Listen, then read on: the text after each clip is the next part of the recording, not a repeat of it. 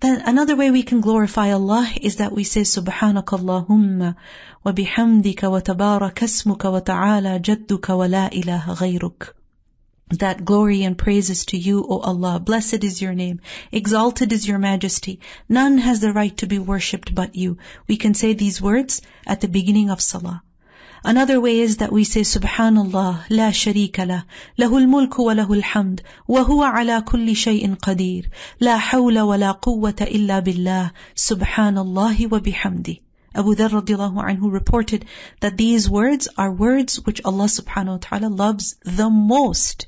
Because in these words you are glorifying Allah, you are declaring His oneness, you are saying that He is worthy of all praise, that He is able to do all things, that there is no power and might except with Allah.